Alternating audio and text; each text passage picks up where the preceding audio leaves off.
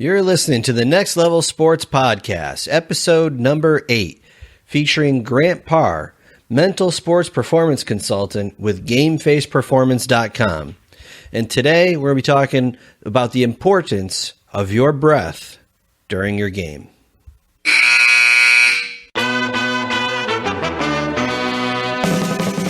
Welcome to the Next Level Sports Podcast.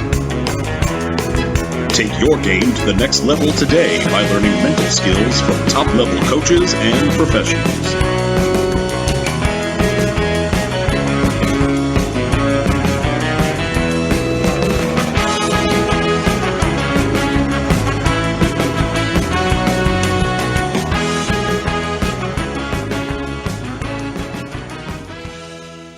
All right, everyone, welcome back to the show. My guest today is Grant Parr. Grant is from the 90% Mental podcast. He's also an author. He just released a book, The Next One Up Mindset. He's also a mental performance coach from GameFacePerformance.com. And as a consultant there, he focuses in on high impact and combat sports. He uses mental performance techniques and strategies to help both athletes and coaches gain a competitive edge in their sport and performance. He consults with a wide variety of athletes and sports and disciplines, including fencing, football, wrestling, martial arts, and many others. We're going to talk about the importance of your breath. So let's get right into it, my interview with Grant Parr. I would say the first thing is to learn to have a relationship with your breath.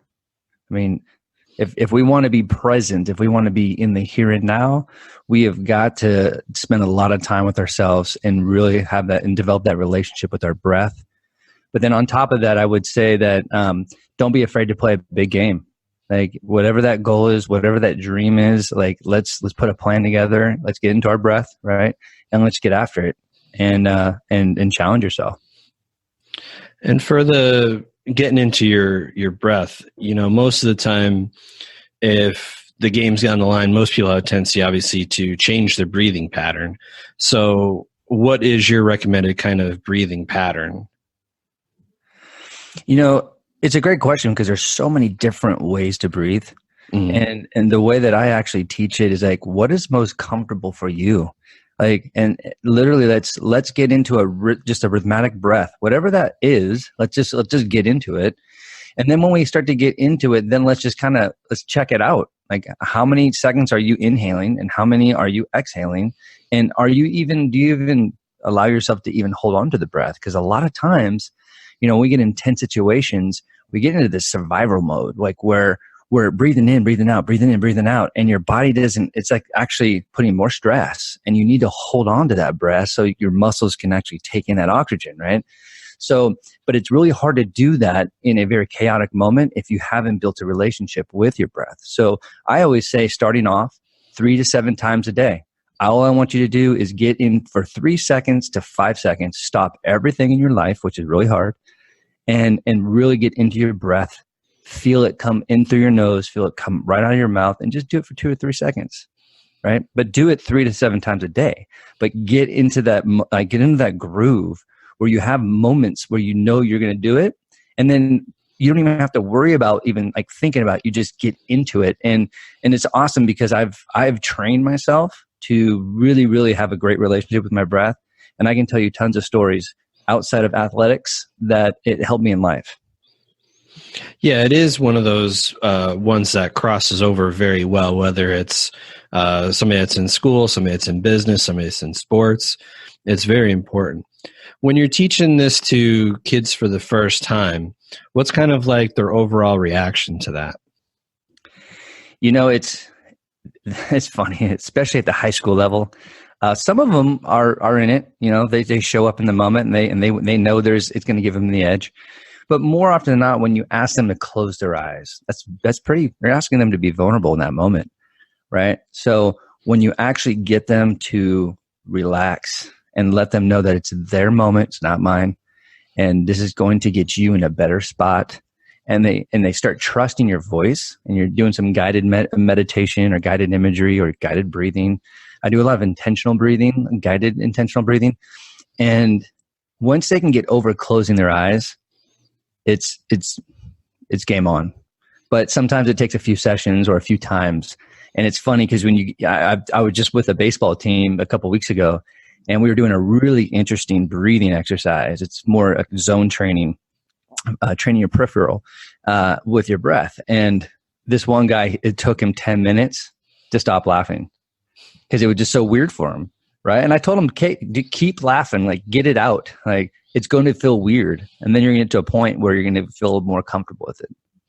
Yeah, I was going to say, I think the first time that somebody goes to learn something new, especially something that we do every day tons of times, just to bring more awareness to it, it does seem kind of silly for some people, like we're breathing here, but it's so important to be able to have that control, especially whether it's a game, maybe a test or a job interview or something going on at work. As soon as things start ramping up, it's good to be able to have that control.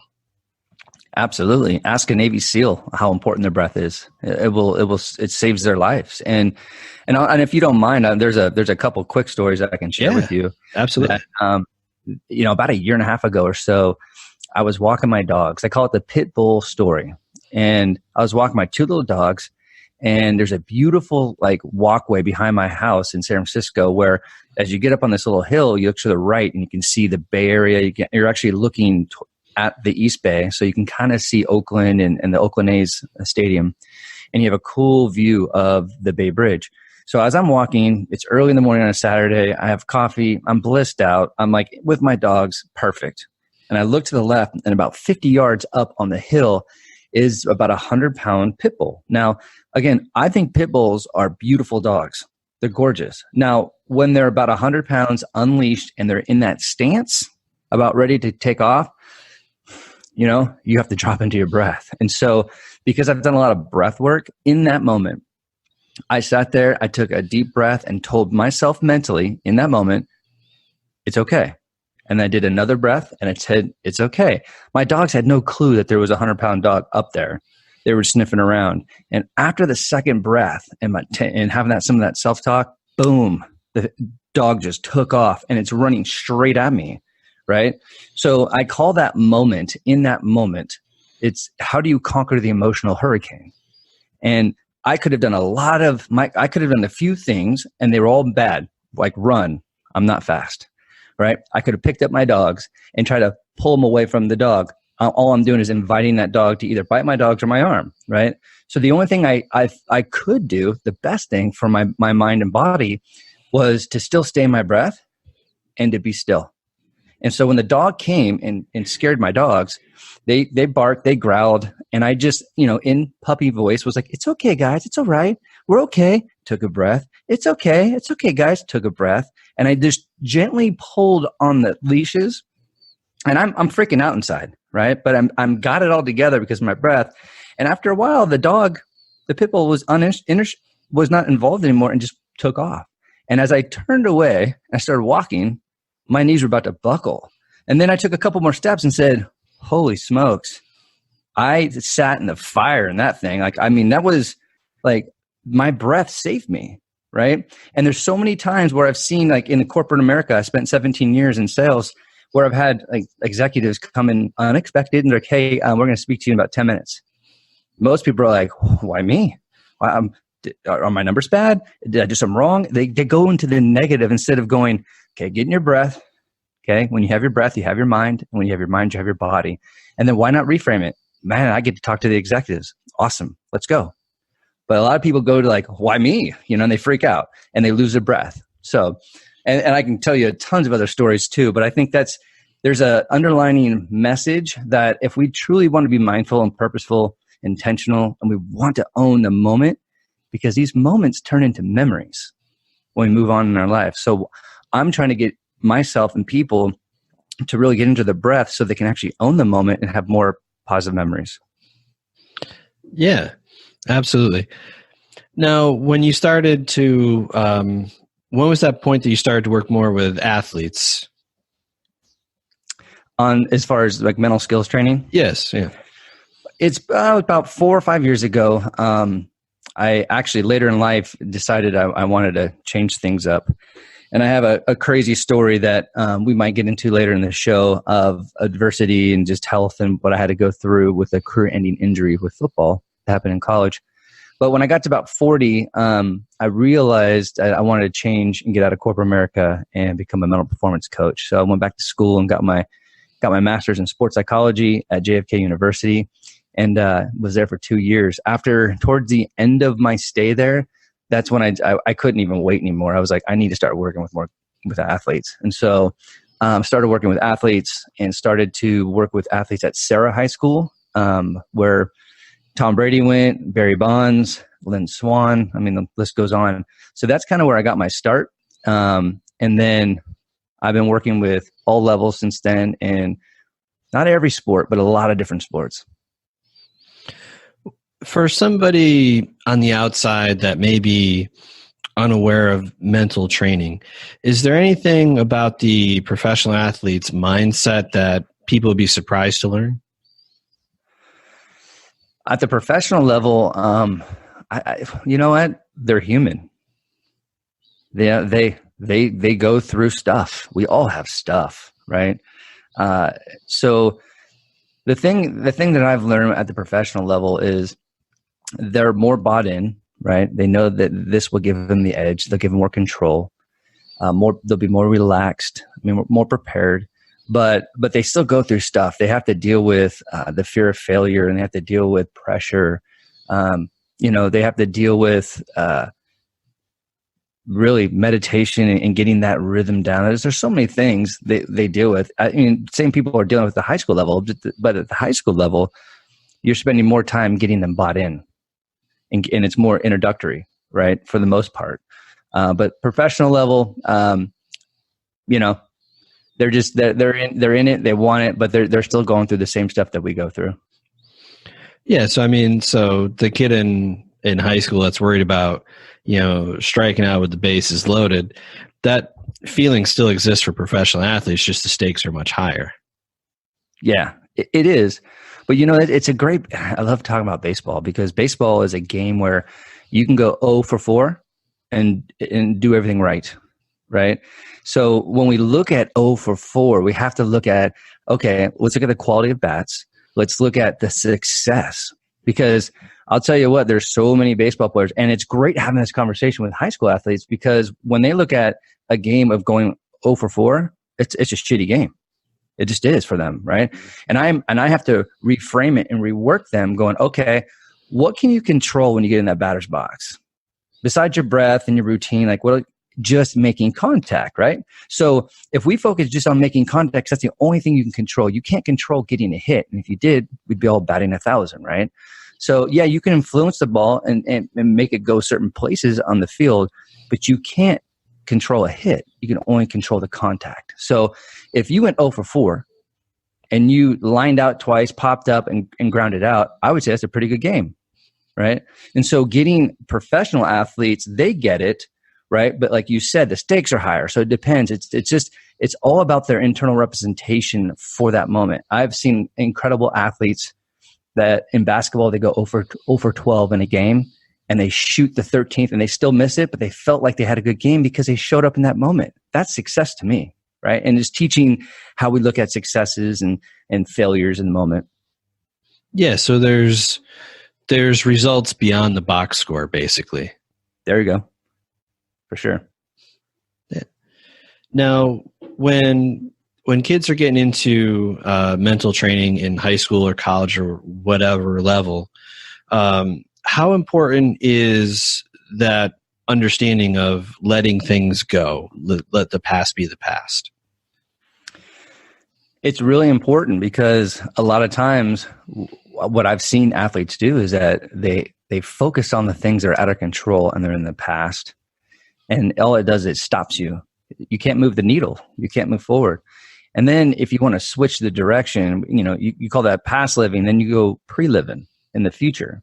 And a lot of people, they spend a lot of time, in the past or what's going to happen, instead of really there's more of a beautiful experience right now, and there's more control right now. So a lot of times what I do with athletes, and I don't care if you're executive, professional, Olympian, collegiate, high school, we literally sit down and we write down every little thing that you can control. And that is with recovery, that is with training, competition, practice, weightlifting, everything you can control, and then everything you can't. And we have to really look at those things we can't, because when they show up, we have to be in the moment to go, that doesn't serve me right now. Right.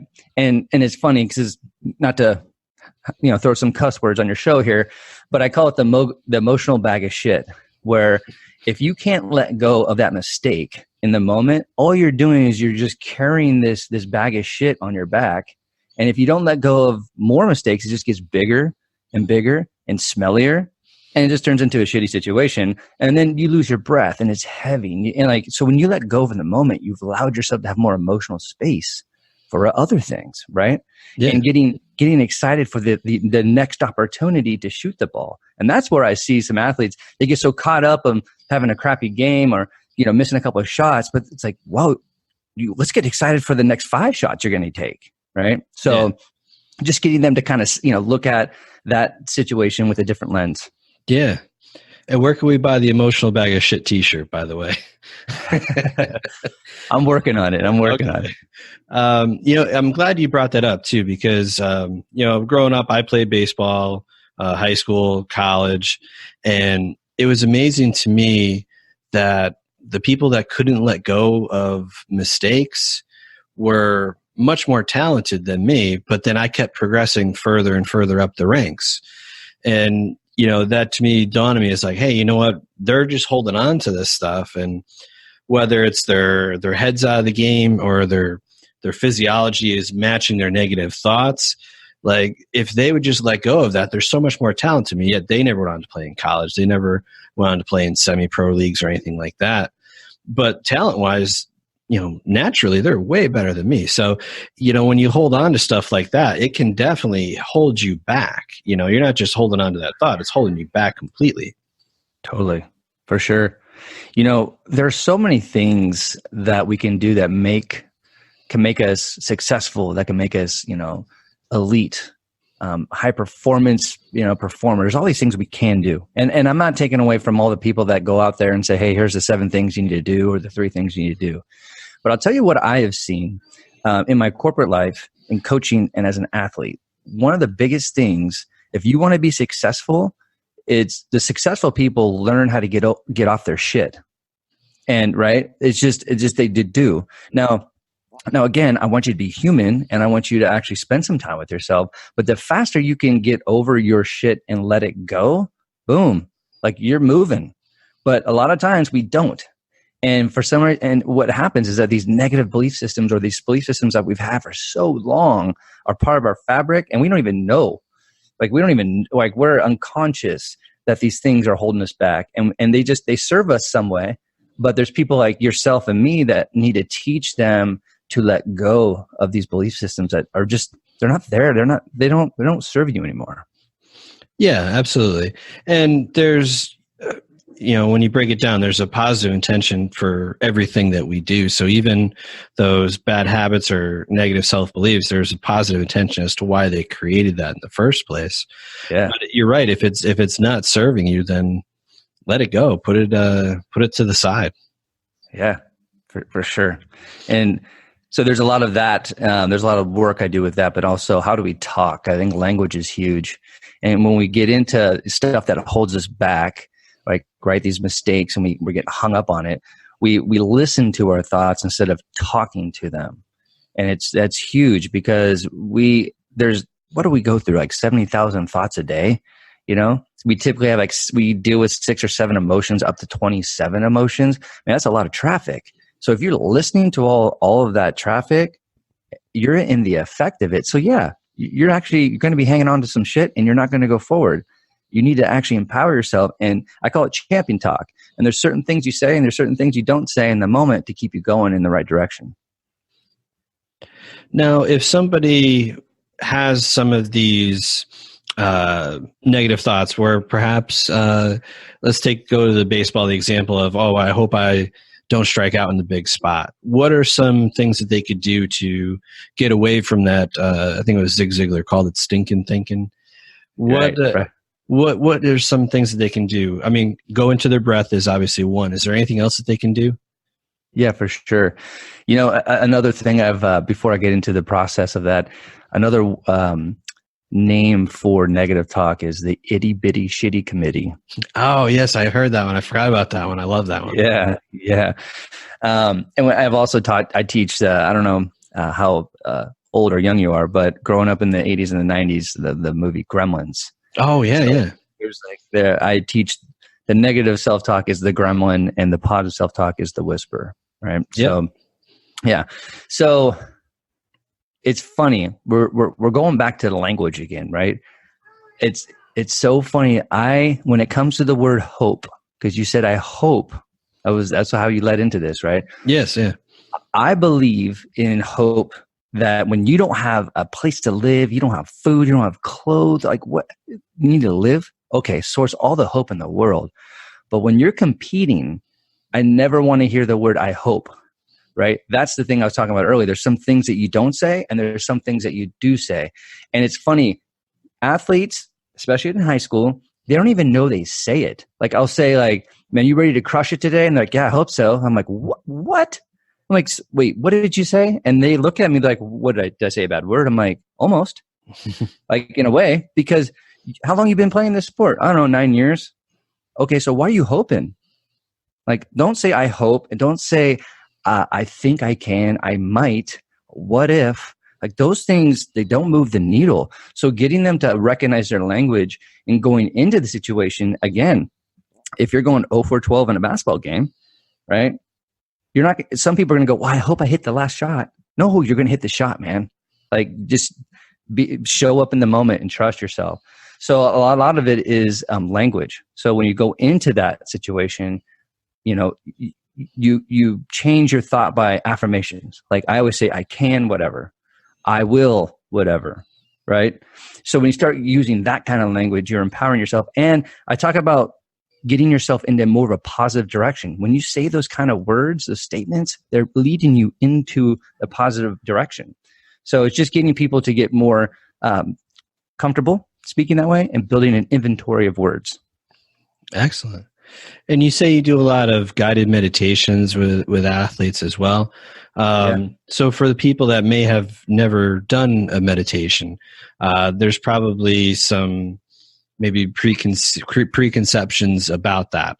Is there anything that you'd like to clear up about meditation, maybe educate the listeners on? Yeah, I when I work with a lot of athletes at the high school level, I always want to pick their brain a little bit on it because we live in a different society now where we hear that word meditation a lot now. And some people do have a different perspective of it. They think it's spiritual or they think it's foofy, or they think it's a skill or a technique that what it does is it's supposed to empty your mind. And I was like, well, you tell me when you empty your mind, because this thing doesn't get empty. It moves all the time. What we're doing is that we're slowing it down.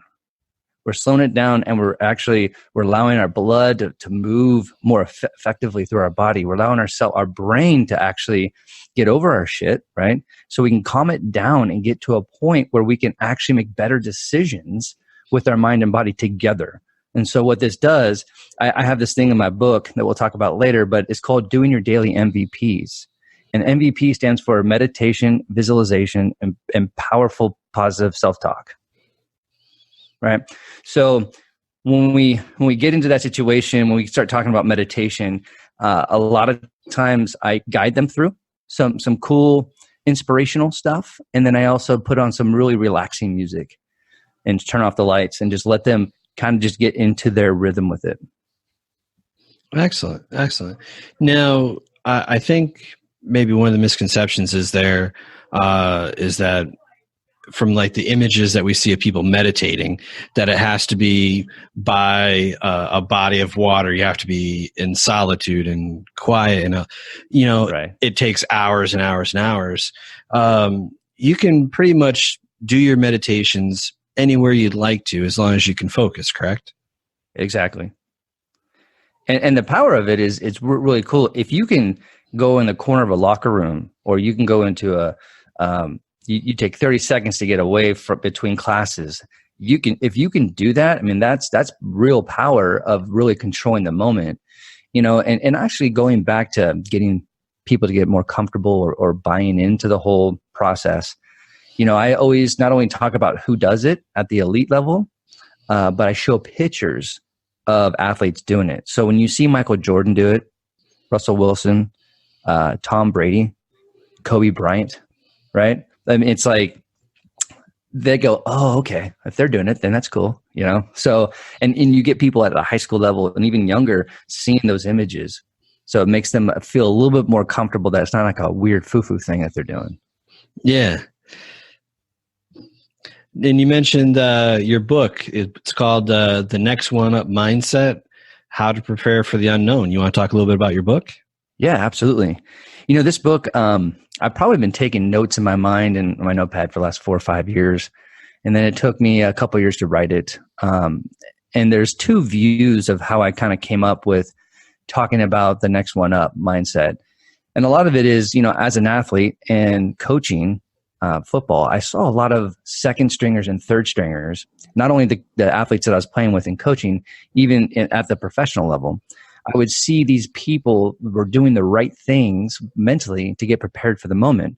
And then I saw a lot of people doing wrong things. And when their number got called, they failed, right? And sometimes when your number is called, not only do you step up in the moment for yourself, for the team, but your whole career can change overnight, right? Look at Nick Foles, right? Oh, yeah. I mean, geez. And there's a list. And in my book, I talk about so many different athletes in different sports of stories that people, what they did to get prepared for the moment. And then there's also, when you think about the workplace, we wake up every day, we all have a job, we all have to perform. We have these constants where we wake up, we get ready, we get in transportation, we show up to work, we have meetings, we go to lunch, all these constants. But between those gaps, there's the unknown. So when you're faced with something chaotic, something unexpected, what are you doing to get yourself prepared for that moment, right? Instead of losing your breath and getting tense and start, engaging with your negative belief systems, how do we change our moment, change the moment by reframing it and getting into our breath? And there's so many other things and strategies I talk about. But I just feel like every day we're faced with unknowns, and why not get the mind and body ready for anything? Yeah.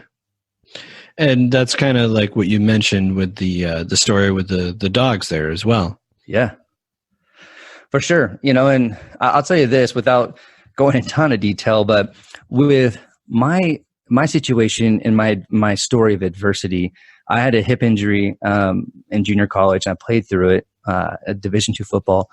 And after my junior year, I was like, man, my hip is hurting, my left hip and my right shoulder is hurting. And after 13 years, I decided to walk away from the sport. And so I had a really crazy, almost 2 decades, just that injury. I was in the effect of it, and I lost my identity. I lived in negative self-talk, was overweight, got into drugs and alcohol to escape it all. And I had 2 hip replacements on the same hip before I was 40.